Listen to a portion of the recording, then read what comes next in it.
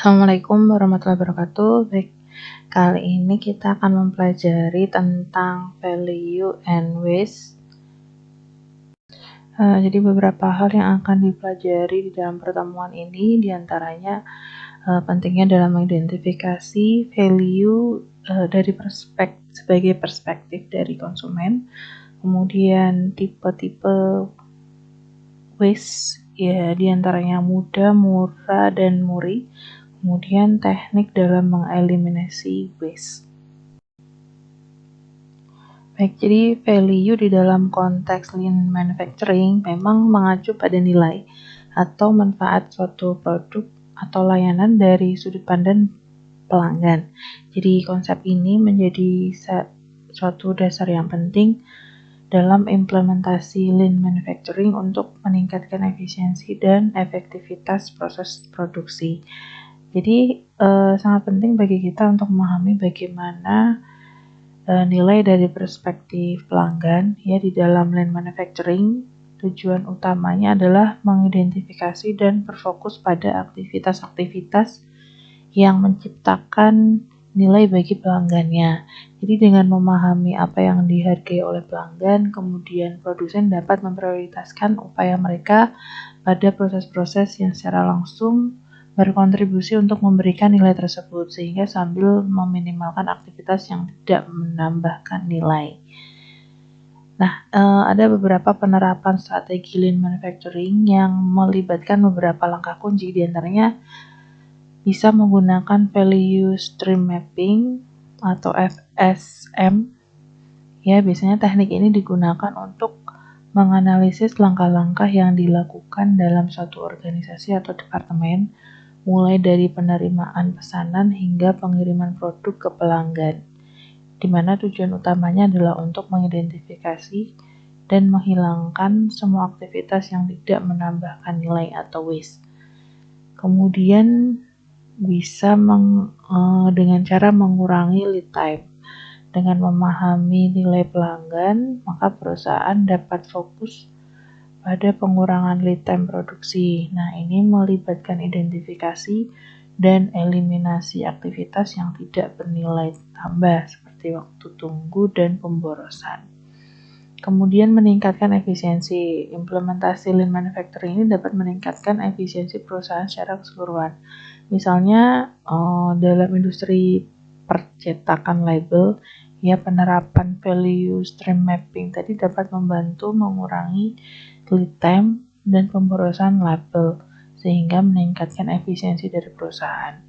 Jadi manfaat dari kita fokus pada value terhadap pelanggan, maka perusahaan dapat mencapai beberapa keuntungan, diantaranya peningkatan kualitas produk dan layanan, kemudian pengurangan biaya produksi, peningkatan kepuasan pelanggan, optimalisasi proses produksi. Nah, sehingga pendekatan ini juga dapat mendukung pengambilan keputusan strategis yang lebih baik, sehingga memungkinkan perusahaan untuk menyeimbangkan antara aspek lingkungan, sosial, dan ekonomi dalam proses pengambilan keputusan mereka.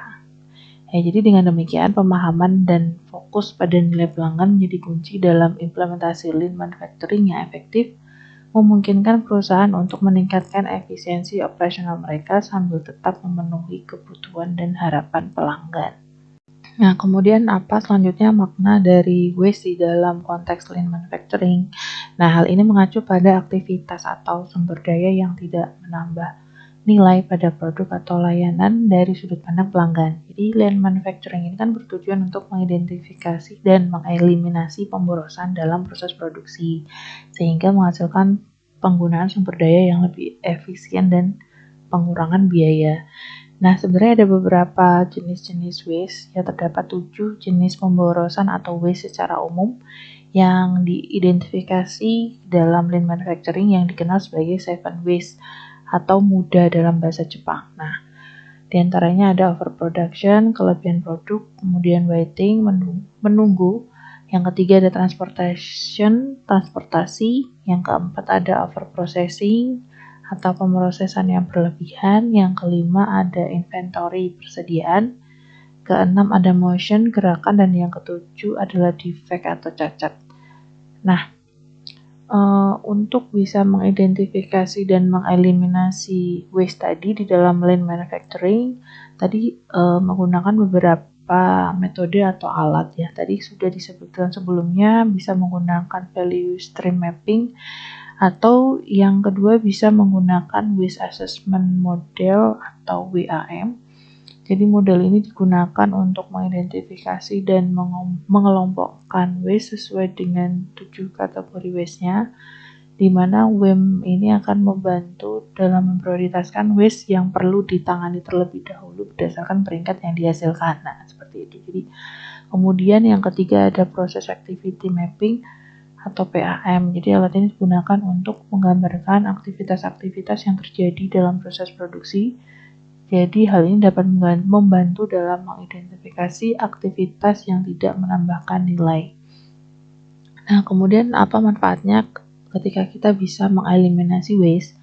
Jadi dengan kita bisa mengeliminasi waste, tadi sebenarnya sudah disebutkan sebelumnya, bisa meningkatkan efisiensi produksi, kemudian bisa mengurangi biaya produksi, meningkatkan kualitas produk, kemudian mengurangi lead time produksi. Sehingga dengan menerapkan prinsip-prinsip lean manufacturing dan berfokus pada eliminasi waste ini, perusahaan dapat mencapai peningkatan signifikansi dalam efisiensi produksi dan pengurangan biaya.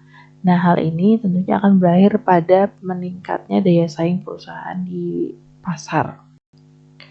Nah, seperti yang kita ketahui sebelumnya bahwa agar kita bisa meningkatkan value dan bisa mengeliminasi waste, tentunya pertama yang perlu kita dekati adalah mengidentifikasi value itu sendiri di dalam perspektif sebagai konsumen. Nah, mengidentifikasi nilai dari perspektif pelanggan itu merupakan aspek krusial dalam meningkatkan kualitas layanan dan produk. Jadi proses ini melibatkan 2 langkah utama diantaranya. Ada penelitian pelanggan dan analisis umpan balik dari pelanggan.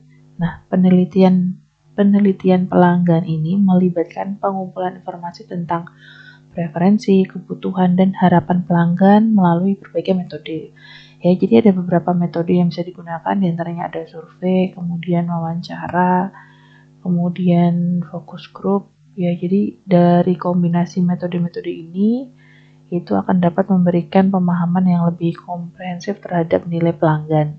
Ya, kemudian selanjutnya kita analisis itu umpan balik dari pelanggan. Jadi setelah datanya terkumpul, kemudian langkah selanjutnya adalah menganalisis umpan balik untuk mengidentifikasi tren dan pola preferensi dari pelanggan. Jadi kita bisa menggunakan beberapa teknik ya, diantaranya analisis tematik. Ya, jadi teknik ini digunakan untuk mengidentifikasi tema-tema utama dari data kualitatif. Kemudian ada Natural Language Processing atau NLP. Ya, teknologi ini dapat digunakan untuk menganalisis data teks dalam jumlah yang besar seperti ulasan online atau komentar pelanggan, seperti itu. Kemudian kita juga bisa melakukan analisis regresi, di mana ini merupakan metode statistik yang sudah kita pelajari sebelumnya. Hal ini bisa digunakan untuk mengidentifikasi hubungan antara berbagai aspek umpan balik pelanggan dan kualitas layanan yang dirasakan. Nah, sehingga dengan menggunakan metode-metode ini, maka perusahaan dapat mengidentifikasi fitur atau aspek produk dan layanan yang paling penting bagi pelanggan mereka gitu. Jadi pemahaman mendalam tentang nilai pelanggan ini kemudian dapat digunakan untuk meningkatkan kualitas layanan, kemudian mengembangkan produk baru atau meningkatkan strategi pemasaran. Jadi pendekatan ini memastikan bahwa upaya perusahaan sejalan dengan apa yang benar-benar dihargai oleh pelanggan, yang pada gilirannya akan dapat meningkatkan kepuasan pelanggan dan daya saing dari perusahaan. Kemudian hal yang tidak kalah penting di dalam mengidentifikasi dari value perspektif pelanggan yaitu adalah benchmarking. Jadi benchmarking terhadap pesaing merupakan langkah penting dalam mengidentifikasi nilai dari perspektif pelanggan. Jadi proses benchmarking ini melibatkan perbandingan sistematis antara produk atau layanan perusahaan dengan pesaing untuk mengidentifikasi area perbaikan dan diferensiasinya. Jadi tujuan benchmarking ini diantaranya Yang pertama, mengidentifikasi area perbaikan. Kemudian yang kedua, menemukan peluang diferensiasi. Yang ketiga, memahami posisi perusahaan di pasar. Yang keempat, meningkatkan daya saing. Ada beberapa metode benchmarking yang bisa digunakan, diantaranya yang pertama ada Quality Function Deployment atau QFD, yang merupakan alat yang efektif untuk menerjemahkan kebutuhan pelanggan ke dalam karakteristik produk dan layanan. Ya, jadi yang kedua ada Customer Value Profiling. Jadi metode ini melibatkan penilaian berkelanjutan terhadap apa yang paling penting bagi pelanggan dan nilai yang diberikan ke pasar. Jadi ini akan membantu perusahaan untuk terus memantau dan meningkatkan nilai yang mereka berikan kepada pelanggan. Kemudian yang ketiga ada Competitive Customer Value Management. Dalam konteks manajemen berbasis pasar, jadi benchmarking ini langsung dan berkelanjutan dengan pesaing dilakukan dalam kerangka manajemen nilai pelanggan. Jadi pendekatan ini akan mendorong visi outside in yang berfokus pada identifikasi produk dengan nilai lebih tinggi daripada pesaing. Nah, dalam implementasinya, jadi benchmarking ini dapat melibatkan beberapa langkah, diantaranya yang pertama, kita identifikasi dulu faktor kritis, keberhasilan, dan metrik kinerja terkait. Kemudian yang kedua, dapat dilakukan pengumpulan data tentang kinerja pesaing. Yang ketiga, kita lakukan analisis perbandingan. Yang keempat adalah mengembangkan rencana perbaikan. Nah, kemudian benchmarking ini dapat diintegrasikan dengan alat lain untuk hasil yang lebih komprehensif. Contohnya, misalnya QFD dan benchmarking. Jadi kombinasi QFD dan benchmarking ini telah terbukti cukup sinergis dan vital bagi keunggulan strategis dan finansial perusahaan. Sehingga dapat kita rasakan manfaatnya bahwa benchmarking ini itu dapat memberikan beberapa manfaat, diantaranya pemahaman yang lebih baik tentang posisi pasar, kemudian identifikasi praktik terbaik dalam industri. Yang ketiga ada stimulasi inovasi dan perbaikan berkelanjutan, dan yang keempat bisa meningkatkan kepuasan pelanggan. Nah, dengan kita melakukan benchmarking yang secara efektif, maka perusahaan dapat memperoleh wawasan berharga tentang bagaimana produk atau layanan mereka dibandingkan dengan pesaing dalam hal nilai yang diberikan kepada pelanggan. Jadi informasi ini kemudian dapat digunakan untuk mengembangkan strategi yang meningkatkan daya saing dan nilai pelanggan. Kemudian value stream mapping atau FSM merupakan alat yang penting dalam lean manufacturing yang membantu mengidentifikasi nilai dari perspektif pelanggan dengan memvisualisasikan dan menganalisis aliran material dan informasi melalui proses produksi.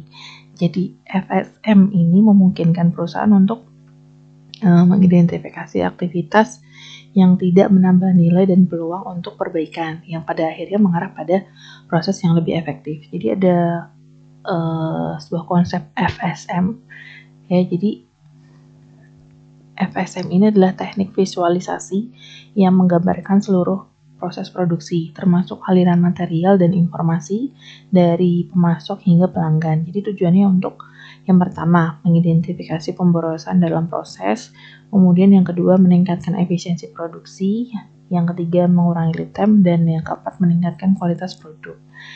Jadi untuk mengimplementasikan FSM ini melibatkan beberapa langkah, ya, diantaranya yang pertama kita petakan dulu keadaan saat ini, kemudian yang kedua kita analisis aliran nilai, yang ketiga mengidentifikasi area perbaikan, yang keempat merancang keadaan masa depan yang diinginkan, kemudian yang kelima mengidentifikasikan perubahan, dan itu adalah langkah yang terakhir. Kemudian FSM ini telah diterapkan secara luas dalam berbagai industri manufaktur, ya. Jadi dengan menggunakan PSM, perusahaan dapat mengidentifikasi nilai dari perspektif pelanggan dengan lebih efektif. Jadi menghilangkan aktivitas yang tidak menambah nilai dan meningkatkan efisiensi proses produksi secara keseluruhan. Nah, pada akhirnya akan meningkatkan kepuasan pelanggan dan profitabilitas dari perusahaan. Kemudian penting ya bagi perusahaan untuk bisa mengimplementasikan budaya dari continuous improvement atau perbaikan yang berkelanjutan di dalam suatu organisasi atau perusahaan, di mana pendekatan ini akan mendorong karyawannya untuk secara aktif mengidentifikasi dan menghilangkan pemborosan serta meningkatkan proses yang menciptakan nilai bagi pelanggan. Jadi beberapa perbaikan yang berkelanjutan atau continuous improvement yang sangat penting bagi organisasi ini ada beberapa alasan ya kenapa ini penting. Yang pertama itu menciptakan budaya yang mendorong karyawan untuk mengidentifikasi pemborosan dan meningkatkan proses. Jadi hal ini akan membantu memastikan bahwa produk dan layanan memenuhi atau melampaui harapan dari pelanggan.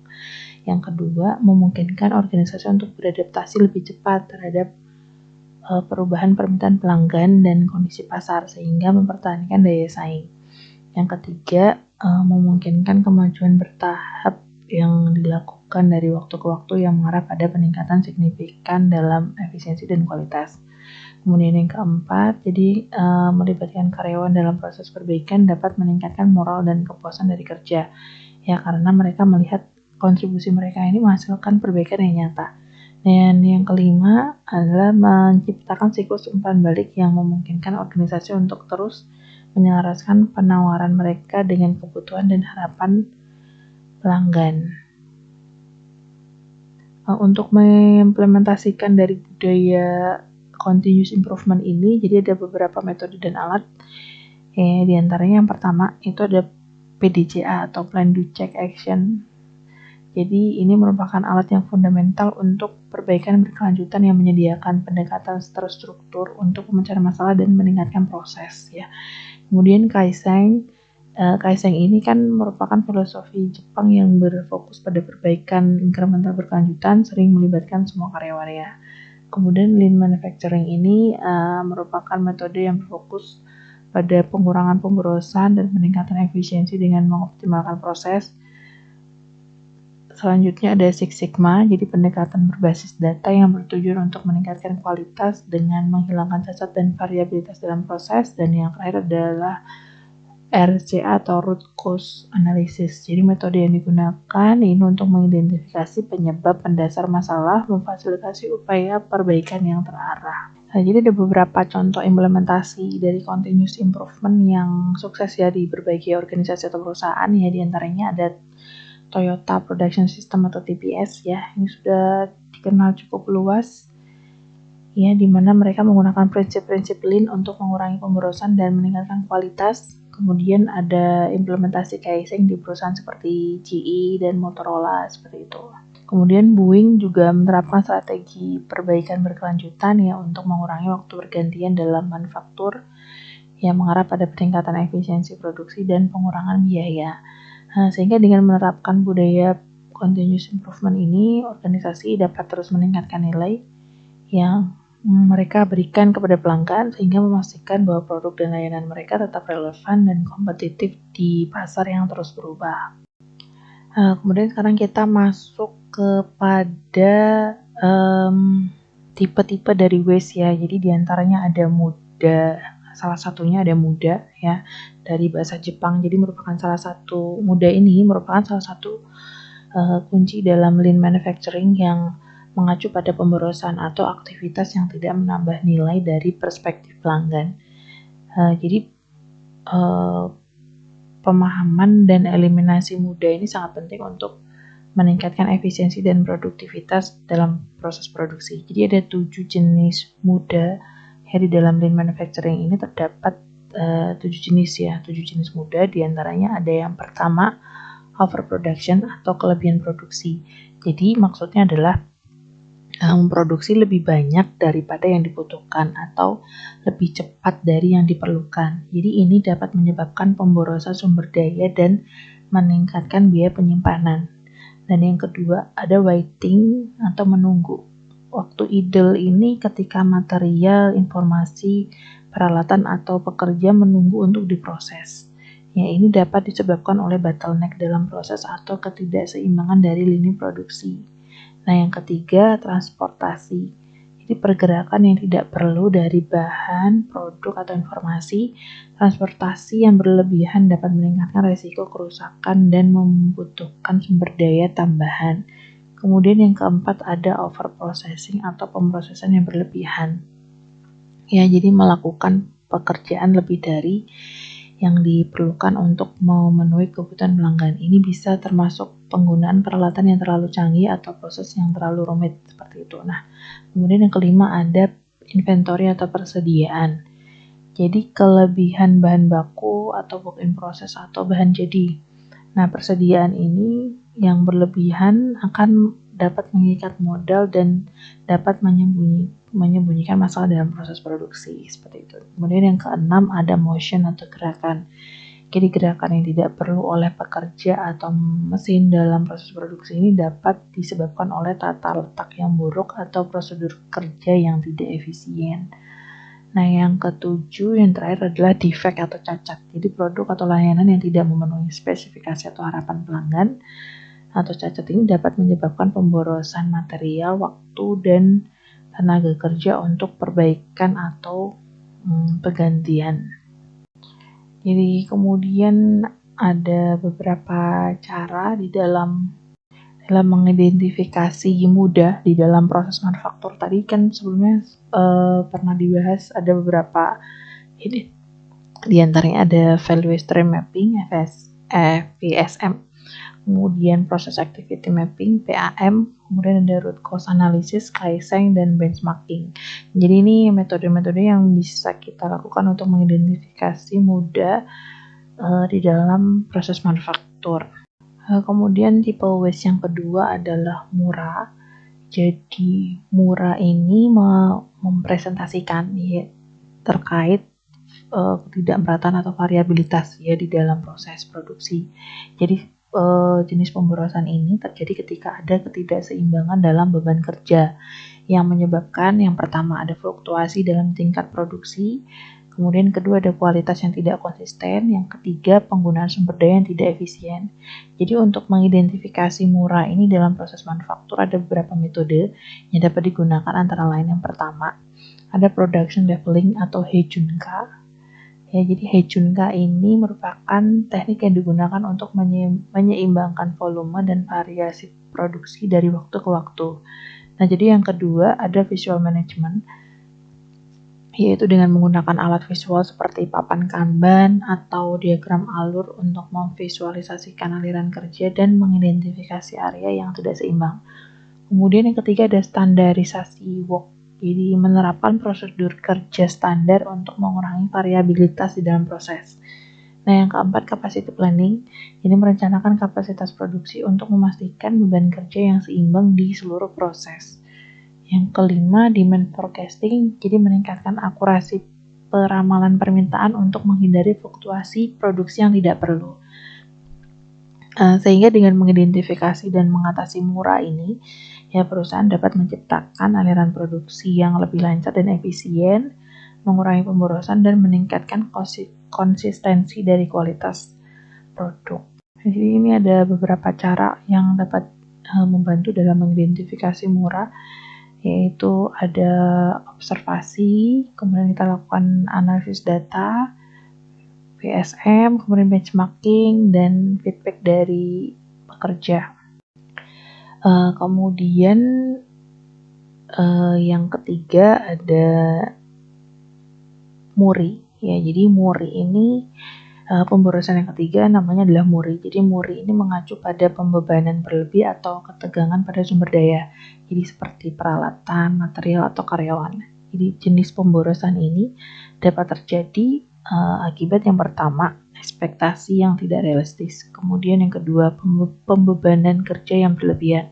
Yang ketiga, pelatihan yang tidak memadai. Nah, dampak dari Muri ini ya diantaranya ada pekerja atau karyawan itu menjadi lebih stres. Jadi peningkatan stres yang tinggi. Kemudian yang kedua, penurunan efisiensi. Yang ketiga, potensi kerusakan dalam proses produksi. Jadi untuk mengidentifikasi Muri di dalam proses manufaktur, jadi ada beberapa metode yang dapat digunakan. Di antaranya dengan yang pertama, menganalisis beban kerja. yaitu dengan mengevaluasi distribusi beban kerja di antara karyawan dan peralatan untuk mengidentifikasi ketidakseimbangan atau tuntutan berlebih pada suatu sumber daya. Yang kedua, penilaian ergonomis, jadi melakukan penilaian ergonomis pada setiap stasiun kerja dan proses untuk mengidentifikasi area di mana karyawan mungkin mengalami ketegangan atau fisik atau mental. Nah, kemudian yang ketiga, observasi proses. Jadi kita amati dulu proses produksi dan mencari tanda-tanda ketegangan pada sumber daya seperti kerusakan, peralatan yang sering terjadi, atau kelelahan dari karyawan. Yang keempat, umpan balik dari karyawan. Jadi dengan mengumpulkan umpan balik dari karyawan tentang beban kerja, pelatihan, dan dukungan yang mereka terima. Yang kelima adalah benchmarking. Jadi dengan membandingkan proses produksi pada praktik terbaik industri atau proses pesaing untuk mengidentifikasi area di mana pembebanan berlebih dapat dikurangi dan efisiensinya dapat ditingkatkan. Sehingga dengan mengidentifikasi dan mengatasi muri ini, perusahaan dapat menciptakan lingkungan kerja yang lebih seimbang, efisien, mengurangi risiko kerusakan peralatan, kemudian mengurangi kelelahan karyawan, serta meningkatkan produktivitas secara keseluruhan. Jadi secara keseluruhan, maka dengan kita bisa mengidentifikasi dari tipe-tipe waste tadi, maka lean manufacturing ini bertujuan untuk membuat industri manufaktur menjadi lebih efisien dan sistem produksi yang lebih fleksibel sehingga dapat meminimalkan pemborosan, kemudian meningkatkan kualitas produk, kemudian lebih responsif terhadap kebutuhan pelanggan. Nah, pendekatan ini juga dapat membantu perusahaan dapat mengurangi biaya, kemudian meningkatkan produktivitas, kemudian dapat pada akhirnya akan dapat meningkatkan kepuasan dari konsumen. Nah, kemudian ini ada beberapa pertanyaan yang bisa dijawab untuk merefresh kembali pembelajaran kita sebelumnya. Di sini ada 5 pertanyaan yang bisa dikerjakan. Nah, kemudian saya ingin menambahkan sedikit tentang berkaitan dengan improvement atau perbaikan. Jadi perbaikan ini dapat kita capai ya di dalam suatu organisasi atau perusahaan itu dengan kita menerapkan lean manufacturing. Jadi improvement ini diantaranya ada peningkatan kualitas produk dengan berfokus pada perbaikan berkelanjutan dan pencegahan cacat. Lean manufacturing ini dapat menghasilkan kualitas produk yang lebih baik dan mengurangi jumlah cacat. Kemudian dengan improvement meningkatkan kapasitas ya dengan menghilangkan pemborosan dan meningkatkan efisiensi, jadi perusahaan dapat meningkatkan kapasitas produksi mereka tanpa perlu menambah sumber daya.